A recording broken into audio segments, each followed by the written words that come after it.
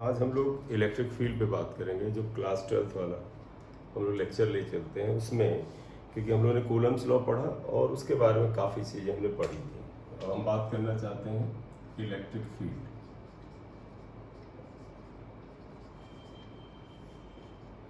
सबसे पहले तो बात है कि इलेक्ट्रिक फील्ड क्या होता है। आप देखिएगा बेटा, तो पता है कि अगर एक मैग्नेट ले लो तो पता उस मैग्नेट के पास दूसरा मैग्नेट लाए तो उसकी तरफ अट्रैक्ट या रिपेल होता है।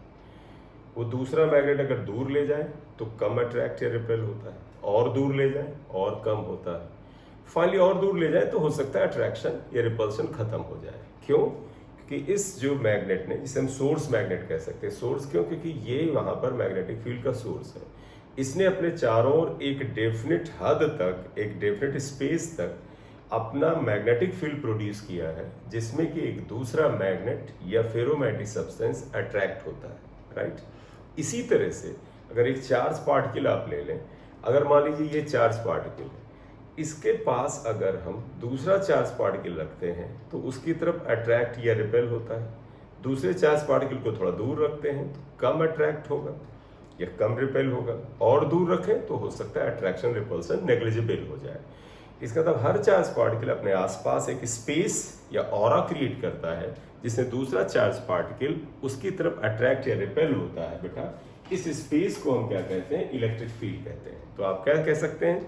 Electric field is what? Space around the charge particle, space around the charge particle in which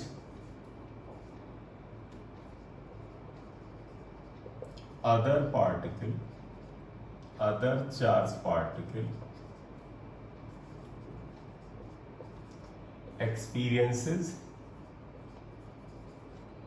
force of attraction or repulsion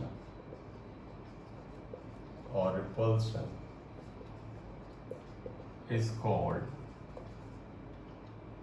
electric field. तो इस डेफिनेशन में कोई हमें बहुत ज़्यादा इंटरेस्ट नहीं है, ये केवल आपको एक मीनिंग बताता है कि भाई इलेक्ट्रिक फील्ड क्या है। किसी चार्ज पार्टिकल के आसपास का वो स्पेस जिसमें दूसरा चार्ज पार्टिकल उसकी तरफ अट्रैक्ट या रिपेल होता है। इंटरेस्ट हमें है इसमें बेटा स्ट्रेंथ या इंटेंसिटी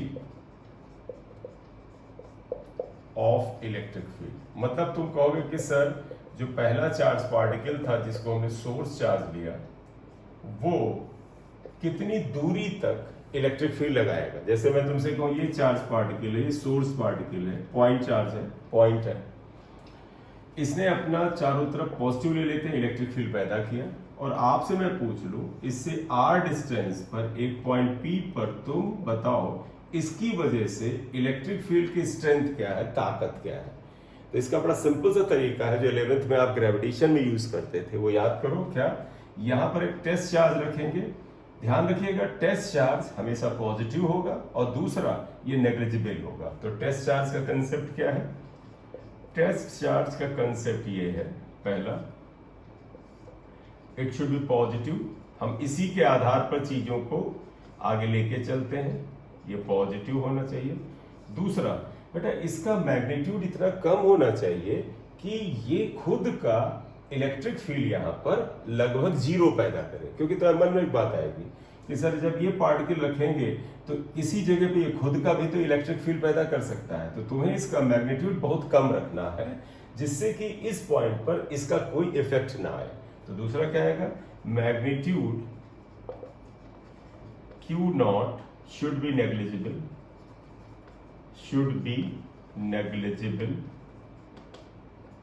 ये लगभग नेग्लिजिबल होना चाहिए। एक तो ये बात आती है। तो टेस्ट चार्ज की दो खूबियां होती हैं। वापस आइए, ये सोर्स चार्ज है, प्लस क्यू है, ओ पे रखा है, आर डिस्टेंस पर हमें इलेक्ट्रिक फील्ड, इसकी वजह से जो इलेक्ट्रिक फील्ड पैदा हुआ उसकी स्ट्रेंथ बतानी है। जिस पॉइंट पे स्ट्रेंथ बतानी वहां एक टेस्ट चार्ज रखिए। ये चार्ज इसकी वजह से एक फोर्स ऑफ रिपल्शन महसूस करेगा। इस फोर्स ऑफ रिपल्शन को एफ से ही लिख लेते हैं, आप इसे फाइंड आउट कर लीजिए। और इस फोर्स ऑफ रिपल्शन को अगर आप टेस्ट चार्ज के मैग्नीट्यूड से डिवाइड करिए तो जो क्वांटिटी आती है उसे हम electric field strength at this point कहते हैं। इसलिए तुम्हें याद हो इलेक्ट्रिक फील्ड स्ट्रेंथ, हालांकि आगे हम बोलचाल में सिर्फ इलेक्ट्रिक फील्ड बोलेंगे, स्ट्रेंथ उसमें अंडरस्टूड टर्म हो जाएगा।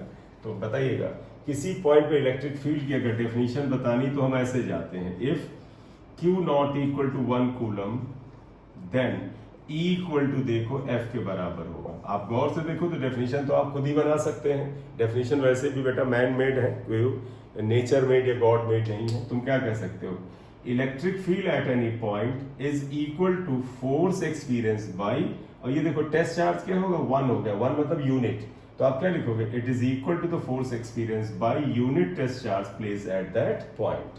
तो ये इसकी डेफिनेशन होगी। तो अगर मैं कहूँ डेफिनेशन ऑफ E क्या हो जाएगा, it is equal to force experience by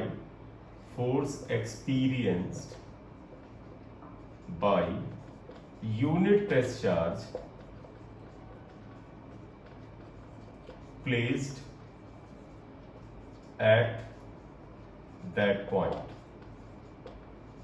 उस पॉइंट पे जो यूनिट टेस्ट चार्ज होता है उस पे लगने वाला फोर्स होता है। बोर्ड लेवल पे ऐसी डेफिनेशन आती है, उतना हमारे लिए मतलब है।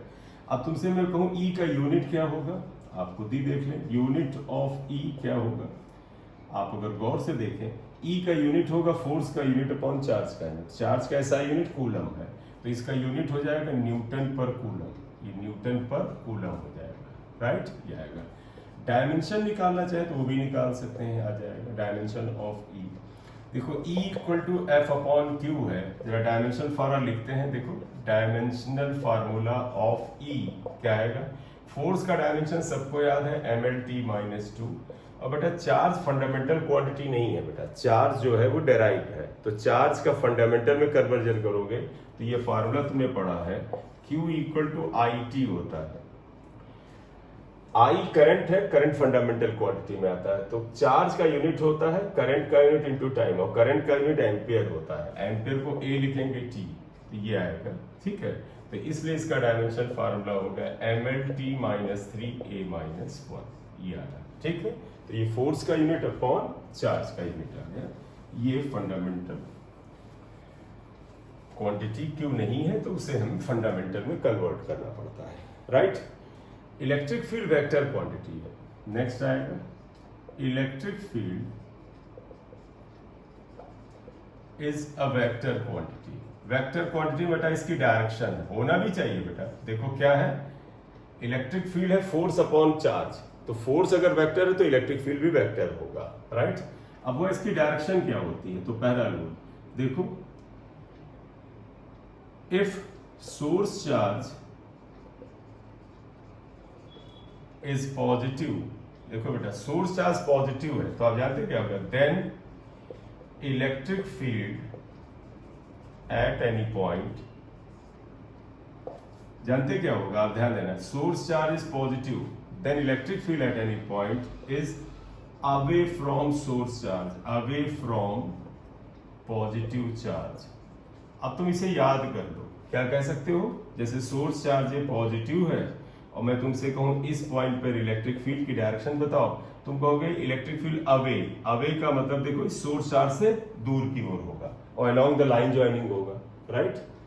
दूसरी इसका है कि if source charge is negative, source charge is negative, मतलब ये सोर्स चार्ज माइनस भी तो हो सकता है, टेस्ट चार्ज नहीं हो सकता लेकिन सोर्स चार्ज तो हो ही सकता है, then electric field is towards the source charge, towards the source charge, source charge होता है। जैसे यहां देखो सोर्स चार्ज को तुम माइनस क्यू ले लो, इस पॉइंट पे इलेक्ट्रिक फील्ड पे है तो ये इसकी तरफ होगा, और क्यों होगा, कंसेप्ट बड़ा क्लियर कट है। इलेक्ट्रिक फील्ड किधर लगता है बेटा, टेस्ट चार्ज की डायरेक्शन, टेस्ट चार्ज पर जिस डायरेक्शन में फोर्स लग रहा है, याद करो यहाँ पॉजिटिव टेस्ट चार्ज रखते हैं तो पॉजिटिव टेस्ट चार्ज इस पॉजिटिव से रिपेल होता, तो फोर्स इधर तो इलेक्ट्रिक फील्ड इधर। यहाँ बताओ अगर यहाँ पॉजिटिव टेस्ट चार्ज रखते तो पॉजिटिव इस नेगेटिव सोर्स चार्ज से अट्रैक्ट होता, तो फोर्स इधर लगता तो इलेक्ट्रिक फील्ड भी इधर लगेगा। तो ये दोनों इलेक्ट्रिक फील्ड किधर होता है, in the direction of force on positive test charge. इसलिए अगर अकेला चार्ज रखा हो ये अगर पॉजिटिव है तो फील्ड इज अवे, और ये अगर नेगेटिव है फील्ड इज टुवर्ड्स। यही दो रूल आपको इसके न्यूमेरिकल कराने में बड़ी मदद करेंगे, तो आप इन्हें अच्छे से ध्यान रखिएगा। क्लियर? ये आया। अब एक बात में तुम्हें लगे कि सर अगर दोनों है तो बड़ा आराम से देख लो। इसका अगर हम एक थर्ड पॉइंट लिखें, जैसे मान ली तुमको सर एक पॉजिटिव चार्ज है और हमसे बोल दिया ये नेगेटिव चार्ज है, और कहा गया इस पॉइंट P पर आप इलेक्ट्रिक फील्ड बताइए, तो तुम क्या कहोगे इस फील्ड पर? तुम कहोगे away from positive and towards negative. तो देखो सब कुछ हो गया। आप कहोगे ये electric field away from positive charge है, और देखो ये नेगेटिव चार्ज की तरफ है, दोनों बातें आ गई। तो अगर कलेक्टिवली कहना चाहे तो जानते हैं आप क्या कह सकते हैं कि अगर पॉजिटिव नेगेटिव दोनों चार्ज हो then field is from positive to negative charge, यानी it is directed from positive to negative charge. It का मतलब इलेक्ट्रिक फील्ड, राइट? दोनों हो तो आप ऐसे बनाइए, रूल तो पिछले ही वाले ही आए। तो इलेक्ट्रिक फील्ड की ये बात आ गई। अभी तक हमने electric field due to a point charge पढ़ा, अब हम इसको जरा डेराइव करना चाहते हैं। तो डेरिवेशन लिखेंगे electric field due to a point charge. एक पॉइंट चार्ज का इलेक्ट्रिक फील्ड आप यहां पर ले लीजिए, ठीक है? देखो electric field due to a point charge अगर हम यहां लें तो आप देखिए क्या आएगा। ये डेरिवेशन है बेटा, और दो 4-6 लाइन का है। जैसे ये सोर्स चार्ज है बेटा, ये पॉइंट चार्ज है प्लस Q, ये पॉइंट O पे रखा गया है। आपसे बोला गया भाई इससे R डिस्टेंस पे एक पॉइंट P है, यहाँ पर इलेक्ट्रिक फील्ड बताओ। तो बेटा हमारा क्या पर्पज है? O is a source, at O plus Q is a source charge, P is the point at distance R at which the electric field is required। तो हमने क्या लिखा ना, plus Q is source charge। Source charge बेटा इसलिए कहते हैं क्योंकि यही चार्ज इलेक्ट्रिक फील्ड का सोर्स है, यही इलेक्ट्रिक फील्ड पैदा कर रहा है। And let P is point at distance R at which electric field is required, जहां पर हमें इलेक्ट्रिक फील्ड चाहिए, राइट? तरीका बेटा वही है जो आपने पहले किया। क्या? यहां पर एक आप पॉजिटिव टेस्ट चार्ज रखिए, उस पर लगने वाला फोर्स फाइंड आउट करिए, चीजें आ जाएंगी। तो इस पे बेटा एक पॉजिटिव टेस्ट चार्ज रखो। देखो इस पॉजिटिव पर ये पॉजिटिव एक फोर्स ऑफ रिपल्शन लगाएगा, वो फोर्स निकालो, आप यहां पर निकालो और फिर इससे डिवाइड करो। तो आप इतना सब लोग आप बेटा कूलम्स लॉ में पढ़ चुके हैं। तो आप देखिएगा, force on test charge plus Q not. इसके ऊपर टेस्ट चार्ज फोर्स कितना है? अगर मैं F लिखूं, तुम सभी को पता फोर्स का फॉर्मूला है 1/4 पाई एप्सिलॉन नॉट। पहला चार्ज Q, दूसरा charge Q not upon R square. ये आया। अब तुम्हें पता है देयरफॉर इलेक्ट्रिक फील्ड क्या हो जाएगा? इलेक्ट्रिक फील्ड तो बड़ा सिंपल सा है बेटा, यहाँ एरो मत लगाइएगा क्योंकि हम सिर्फ न्यूमेरिकल वैल्यू निकाल रहे हैं। वो F/Q नॉट आएगा। तो अगर आप ले जाए F है 1/4 pi epsilon not Q not upon R square upon Q not. देखो Q नॉट से डिवाइड करिए तो ये Q नॉट कैंसिल हुआ। तो इलेक्ट्रिक फील्ड बेटा यहाँ पर क्या आ गया? अगर आप देखें तो इलेक्ट्रिक फील्ड इज, अब आप ये याद रख लीजिए, इलेक्ट्रिक फील्ड एक पॉइंट चार्ज की वजह से हो जाएगा 1/4 pi epsilon not Q upon R square. Q upon R square. Equation X1 लिख लीजिए। गौर से देखिए टेस्ट चार्ज कैंसिल हो गया है। Q चार्ज है, source of electric field, R distance से इस पॉइंट P पर इलेक्ट्रिक फील्ड चाहिए। आप बड़े आराम से याद कर लो 1/4 pi epsilon not Q upon R square. अगर मीडियम होगा डाइलेक्ट्रिक तो यहाँ K आ जाएगा। तो अगर आप डाइलेक्ट्रिक मीडियम रखेंगे तो K आ जाएगा। वो हम यहाँ पर कर लेते हैं, हालांकि वो आप जानते हैं, राइट?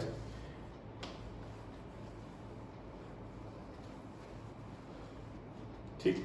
तो हम यहां पर अगर ये कर लें कि dielectric medium, if dielectric medium of dielectric constant K is present बेटा मतलब दोनों चार्ज जो है, दोनों चार्ज एक डाइलेक्ट्रिक मीडियम के अंदर रखे हुए हैं, उसका डाइलेक्ट्रिक कांस्टेंट के है, तब आपको पता है इलेक्ट्रिक फील्ड सिंबल इसका बदलना चाहे तो ई के लिखते हैं 1/4 पाई एप्सिलॉन नॉट, यहां पर के आ जाता है Q/r², ये इक्वेशन x2 आ जाएगा, राइट। तो ये था जब डाइलेक्ट्रिक मीडियम यहाँ पर प्रेजेंट है तो के आ जाता है। इन वेक्टर फॉर्म अगर लिखना चाहें तो वेक्टर फॉर्म में आप समझिएगा आप कैसे लिख सकते हैं। आप कह सकते हैं ई के को एरो लगाइए 1/4 पाई एप्सिलॉन नॉट Q/r²। बेटा जिधर r था, देखो मैं वापस वो डायग्राम बना रहा हूँ, प्लस Q था, ये पॉइंट P था, यहाँ टेस्ट चार्ज रखा था और ये फोर्स लगा था F, और ये डिस्टेंस r थी r। बेटा r डिस्टेंस ये जो होती है ये O से इस पॉइंट की तरफ ली जाती है, ध्यान रखिएगा।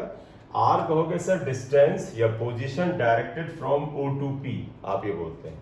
तो आप देखो बेटा ये फोर्स और इसलिए इसके ऊपर लगने वाला इलेक्ट्रिक फील्ड इसी डायरेक्शन में होता है और ये r के पैरेलल है, तो r के यूनिट वेक्टर से मल्टीप्लाई कर सकते हैं।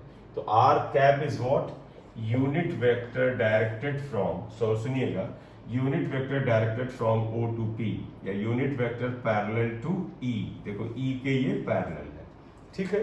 तो r cap is what, where r cap is unit vector parallel to E, और कह सकते हैं directed from O to P। हम अपने डायग्राम जो पहले आपने बना रखा था उसके अकॉर्डिंग बात कर रहे हैं, O से P की तरफ का ये यूनिट वेक्टर है, ये आ जाता है। अब तुम्हें याद होगा बेटा कि अगर बीच में हम डाइलेक्ट्रिक मीडियम छोटा सा रख दें तो आप समझिएगा, अगला पॉइंट लीजिएगा, if dielectric K is kept in small या is kept partially अगर रख दें, ध्यान दो ये प्लस Q है बेटा और आपने ये पॉइंट P लिया, यहाँ पर R डिस्टेंस है बेटा इसकी, हमें यहाँ पर इलेक्ट्रिक फील्ड चाहिए, आपने बीच में एक डाइलेक्ट्रिक ऐसे रखा है, देखो ये पार्शियली फिल किया है, तुम्हें याद है कांस्टेंट K है, थिकनेस T है, याद है, राइट। अब आपको पता है इस जगह पर इलेक्ट्रिक फील्ड का फार्मूला क्या होगा, आप सुनिएगा, E हो जाएगा 1/4 पाई एप्सिलॉन नॉट, K को यहाँ पे ड्रॉप करेंगे, आपको याद होगा हमने पार्शियली फिल्ड डाइलेक्ट्रिक को हमने उसमें कूलम्स लॉ में आपको बताया था, क्या था, Q अपॉन जो R था उसकी जगह आप लिखेंगे R माइनस टी, बेटा R में से T को माइनस करेंगे, R माइनस टी, और फिर मैंने कहा था इफेक्टिव एयर सेपरेशन TA को ऐड करते हैं, where TA is effective air separation, और इसकी वैल्यू तुम्हें याद है T रूट K होती है।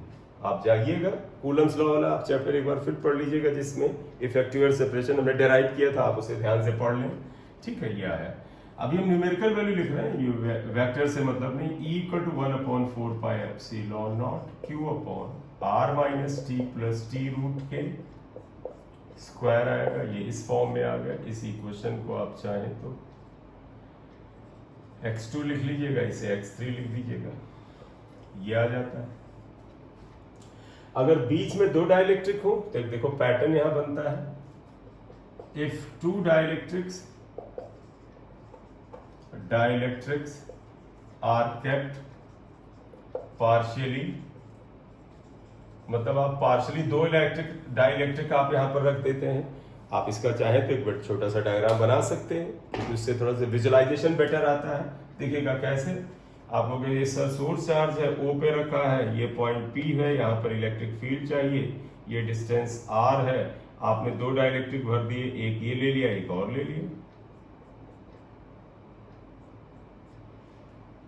इसका डाइलेक्ट्रिक कांस्टेंट K1, इसका dielectric constant K2, thickness T1, thickness T2, ये आप बनाइए। आप गौर से देखो तो हमने पिछले वाले में क्या किया था, R में से थिकनेस घटाया था, तो यहाँ क्या आएगा, R में से T1 और T2 दोनों सब्ट्रैक्ट होगा। फिर देखो बेटा टी रूट के ऐड हुआ था, यहाँ T1 रूट K1 और T2 रूट K2 ऐड होगा। तो वैसे लिख रहा हूँ, जरा सा पैटर्न पकड़िएगा बेटा। 1/4 pi epsilon not Q upon, देखो R minus T1 plus T2, और उसके बाद आप आएंगे ऐड करेंगे क्या, T1 root K1 plus T2 root K2। आप ये ऐड करते हैं, देखो T2 रूट K2 ऐड करते हैं, इसका स्क्वायर करते हैं, ये तो ये हो गया। अगर ऐसे दे रखा है, इसको आगे कर लेते हैं, कोई टेंशन नहीं। ये सोर्स चार्ज था प्लस Q, यहां से या क्लियर या। अब तुम्हें ये भी याद होगा कि अगर ये दो डाइलेक्ट्रिक या तीन डाइलेक्ट्रिक या एन डाइलेक्ट्रिक पूरी जगह को भर ले तो आप उस पर आ जाइए। बेटा पार्शली फिल्ड जो है ये आपको जेई और एडवांस में मिलेगा, इसका ये आमतौर पे नीट में नहीं आता है। तो ये जो पार्शली फिल्ड डाइलेक्ट्रिक जो है ये नीट में नहीं आता है, ये आपका मेडिकल एग्जाम में नहीं आता है, ये इंजीनियरिंग के एग्जाम में आता है। तो उस हिसाब से आप अपने को प्रिपेयर करिएगा, ठीक है।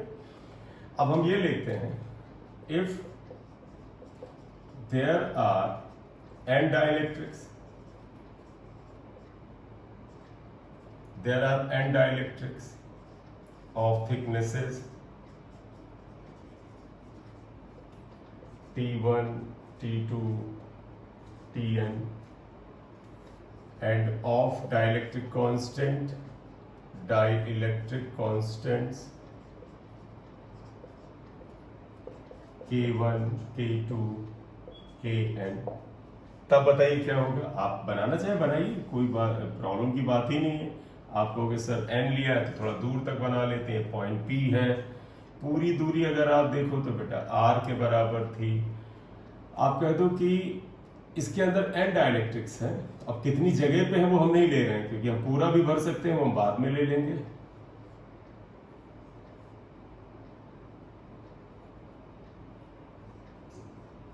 ये मान, तो देखो ये जो डाइलेक्ट्रिक है ये, इसका डाइलेक्ट्रिक कांस्टेंट K1, ये जो डाइलेक्ट्रिक है इसका डाइलेक्ट्रिक कांस्टेंट K2, ये जो डाइलेक्ट्रिक है इसका डाइलेक्ट्रिक कांस्टेंट K3, और ये जो लास्ट वाला डाइलेक्ट्रिक है इसका डाइलेक्ट्रिक कांस्टेंट Kn है।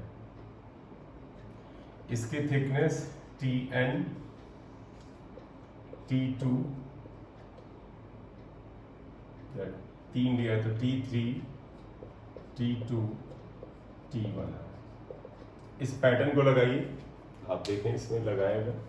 तो हम लोग करते क्या है, R में से थिकनेस को माइनस करते हैं और एयर सेपरेशन को या इफेक्टिव एयर सेपरेशन को ऐड करते हैं।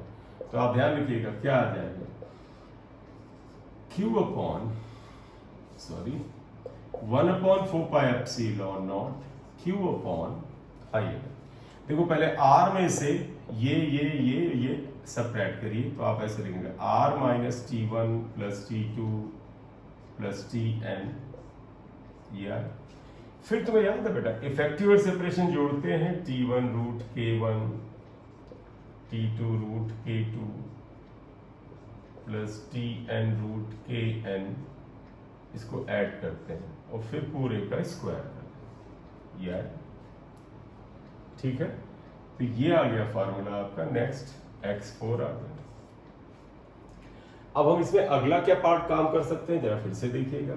अगर ये वैल्यूज हमने जोड़ी घटाई तो आप देख लो, हम t को T1 plus T2 plus Tn यहाँ पर यह है, तो हम यहाँ पर एक पैटर्न बना सकते हैं। अगर आप देखिए तो आप कह सकते हैं कि अगर इनके बीच की जगह को ये n डाइलेक्ट्रिक पूरी तरह से भर दें, मतलब आप समझिएगा ये K1 यहाँ से शुरू हो और ये K2 K3 K4 और यहाँ तक आए, तो अगला हम ले इफ एंटायर स्पेस, जरा इसे समझ लीजिएगा बेटा, entire space is filled by n dielectrics, मतलब ये जो n डाइलेक्ट्रिक्स हैं ये पूरी जगह को भर देते हैं। मतलब जो पहला चार्ज है जिसे हमने सोर्स चार्ज लिया है वहां से लेके आखिरी तक पूरी जगह को n डाइलेक्ट्रिक्स अगर भरते हैं तो आप देखो क्या होगा, यहां से यहां तक इस पूरी जगह को अगर ये डाइलेक्ट्रिक भर देंगे तो R equal to T1 plus T2 plus T3 dash dash Tn same हो जाएगा।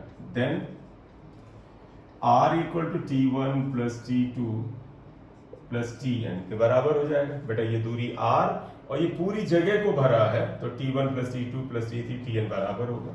अगर ये बराबर हुआ तो इस इक्वेशन में देखो बेटा ये चीज इससे कैंसिल हो, तो ये यहां नहीं कैंसिल करना क्योंकि यहां तो नहीं है, तो आप लिखोगे देन, तब ये इक्वेशन क्या हो जाएगी, ध्यान देना ये दोनों कैंसिल होंगे, ये इसके बराबर है, तो मैं डायरेक्ट लिख रहा हूं इसका, ये आएगा 1/4 पाई एप्सिलॉन नॉट और Q की जगह अगर आप Q रखें और देखो बेटा ये दोनों कैंसिल हो गए तो सिर्फ ये बचेगा T1 root K1 T2 root K2 plus Tn root Kn का होल स्क्वायर, ये इक्वेशन x5 है। तो पूरी जगह को n डाइलेक्ट्रिक भर देते हैं तब तो सीधे T1 root K1 plus T2 root K2 आप ये ले आ सकते हैं। अब अक्सर कई बार हमारे पास ये सवाल रहते हैं कि पूरी जगह को 2 डाइलेक्ट्रिक ने भर दिया, 3 डाइलेक्ट्रिक ने भर दिया, तब ये फार्मूला क्या हो जाएगा, तो देखो केस 1 इसी का सब केस है। इफ 2 डाइलेक्ट्रिक्स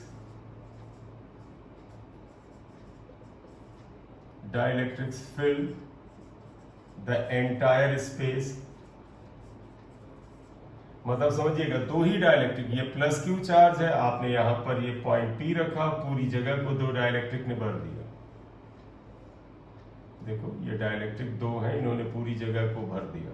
ये दूसरा है K2, ये जगह R डिस्टेंस थी और तो पता है इसकी थिकनेस T1, इसकी थिकनेस T2 है, ये सोर्स चार्ज है O पे रखा है, राइट। तो बस आपको क्या करना बेटा, 2 डाइलेक्ट्रिक पूरी जगह को भरते हैं तो आप इसको 2 पे रोक दीजिए, यहीं पे इक्वेशन रोक खत्म।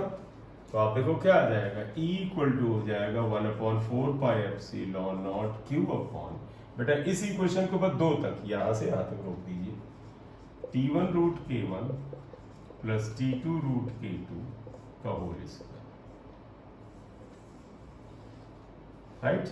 ये आए इसी तरह 3 हो तो 3 तक ली जाइएगा, ये तो फिर पैटर्न ही बन गया। तो इफेक्टिव सेपरेशन को जिसको हमने पहले भी डिस्कस किया था वो चीज यहां पर आ जाती है, ठीक है।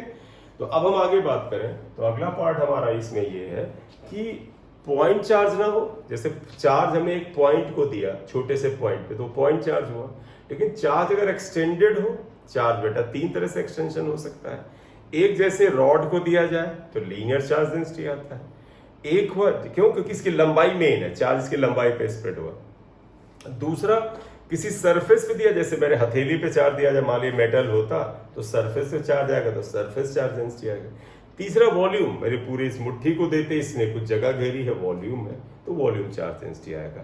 तो अब हम वही करने जा रहे हैं कि चार्ज जो है वो पॉइंट चार्ज नहीं है, बल्कि वो चार्ज जो है वो लीनियर है या वॉल्यूम है या सरफेस है।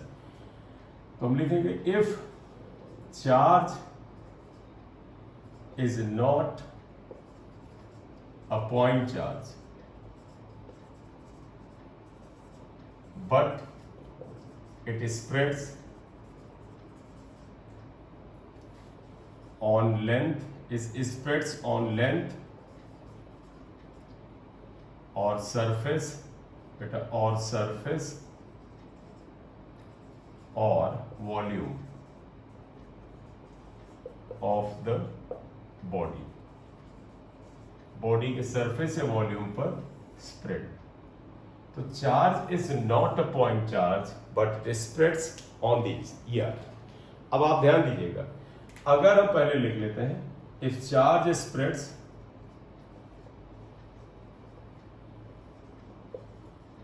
ऑन लेंथ,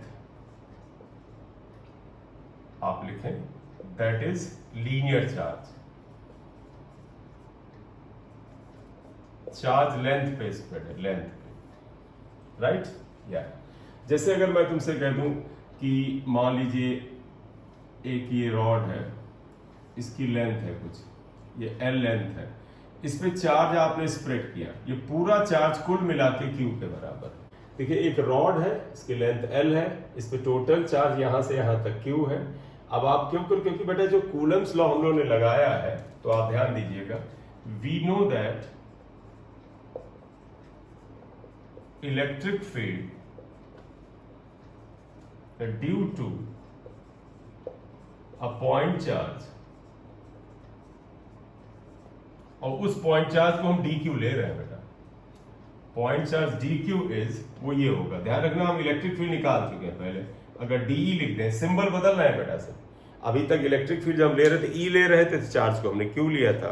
अब हमने कहा चार्ज को हम dq ले रहे हैं, छोटा ले रहे हैं, क्योंकि बेटा ये चार्ज पूरे में स्प्रेड है, हमें छोटा सा पॉइंट चार्ज लेना पड़ेगा। कूलम्स लॉ पॉइंट चार्ज में ही लगता है। आप अगर डेफिनेशन पे जाए तो वहां पे भी यही पाएंगे। ये क्या होता है, 1/4 pi epsilon not dq upon r square, ये होता है। आप कहोगे सर ये इक्वेशन कहां से लाए? बेटा कहीं खास जगह से नहीं लाए, ये इक्वेशन आपने पढ़ी थी ना, 1/4 pi epsilon not q upon r square. यहाँ q पॉइंट चार्ज था, यहाँ पर पॉइंट चार्ज को हमने dq लिखा है, इसलिए e की जगह de लिख दिया है। तो हम अभी लीनियर चार्ज डेंसिटी पे आना चाहते हैं। सबसे पहले हमने कहा पॉइंट चार्ज अगर dq है, यानी ये पूरी रॉड पे चार्ज q था, लेंथ l थी, तो इसके छोटे से हिस्से पे चार्ज ले लो, तो ये लेंथ dl पे चार्ज dq आ जाएगा। ये फॉर्मूला आ गया।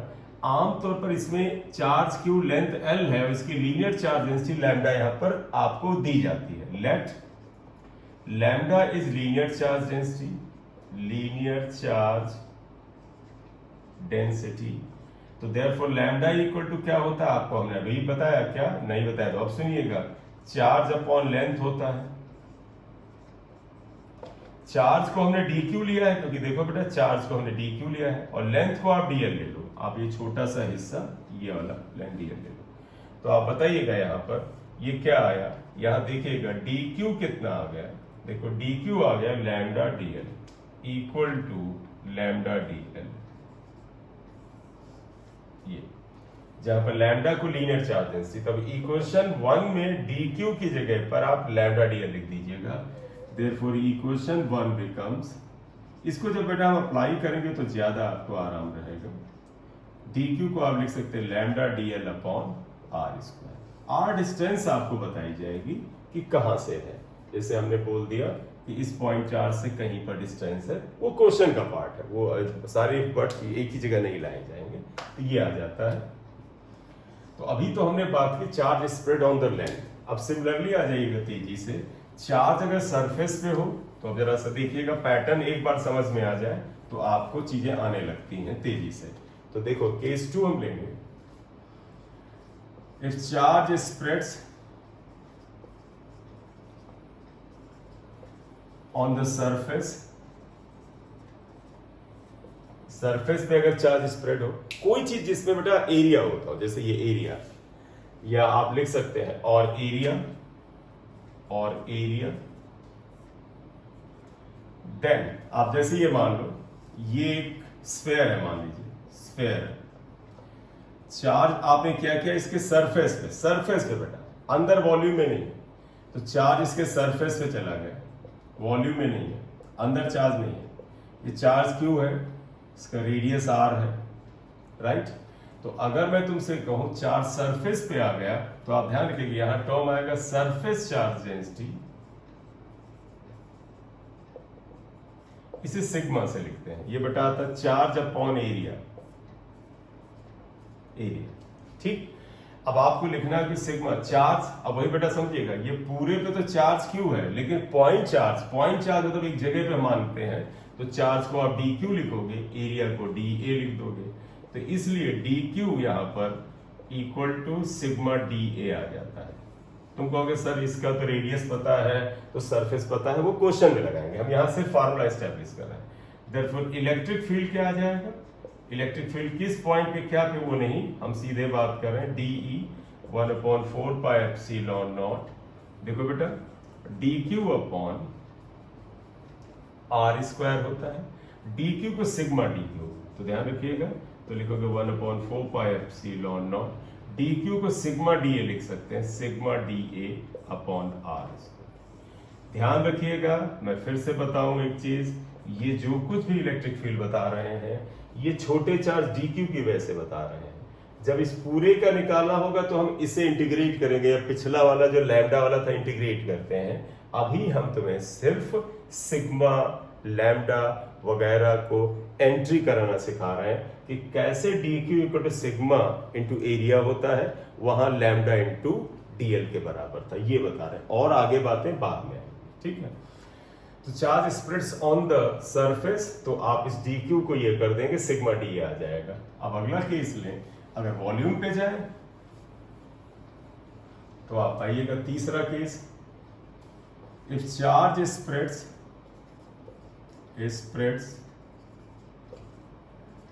ऑन वॉल्यूम, आंत में नॉन कंडक्टर में होता है, वॉल्यूम स्प्रेड कैसे होता है वो हमारा यहाँ पर पर्पस नहीं है। मान ली चार्ज वॉल्यूम पे स्प्रेड हो गया, ऑब्वियसली बात नॉन कंडक्टर में होता है, और जब वॉल्यूम में स्प्रेड हो गया, मान ली रेडियस आर है, तो हम इसके अंदर छोटा सा एक चार्ज यहाँ मानते हैं। ध्यान रखिएगा टोटल चार्ज क्यू है और ये छोटा सा चार्ज हम डी क्यू मानते हैं, और जो इस चार्ज ने वॉल्यूम घेरा है वो हम डीवी मान लेते हैं। तो खैर देखो, चार्ज वॉल्यूम पे आ जाएगा, देन हम क्या लिखेंगे, वॉल्यूम चार्ज डेंसिटी टर्म आएगा। आपको एक अंदाजा मिल गया होगा, वॉल्यूम चार्ज डेंसिटी, इसे हम रो से लिखेंगे, ये होता है चार्ज अपॉन वॉल्यूम, वॉल्यूम आएगा।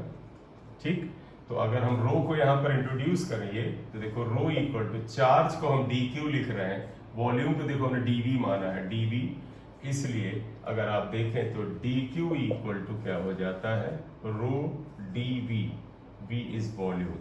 ये इक्वेशन नंबर 5 है। इलेक्ट्रिक फील्ड यही फॉर्मूला बेटा, देखो डी क्यू, और डी क्यू की जगह क्या लिख दोगे, रो डीवी, ये इतना आ जाएगा। तो यहां तक आपको रो की और वॉल्यूम की कैसे एंट्री कराया जाए वो बताया कि आप इसमें कैसे करते हैं यहां पर। तो यहां पर हमने बात किया कि electric field due to a point charge क्या है, 1/4 pi epsilon not q upon r square, q point charge है। कैसे निकालते हैं, एक पॉइंट चार्ज को, या बेहतर वर्ड होगा टेस्ट चार्ज को वहां रखते हैं, उस पर जो फोर्स मिलता है उसे निकालते हैं। F upon Q not electric field होता है, वेक्टर क्वांटिटी है। डायरेक्शन क्या है बेटा, इसकी डायरेक्शन अगर सोर्स चार्ज पॉजिटिव है तो उससे अवे है, अगर वो नेगेटिव है तो उसकी तरफ है। ठीक है, अगले लेक्चर में हम electric field due to charge ring and electric lines of force बताएंगे। Thank you.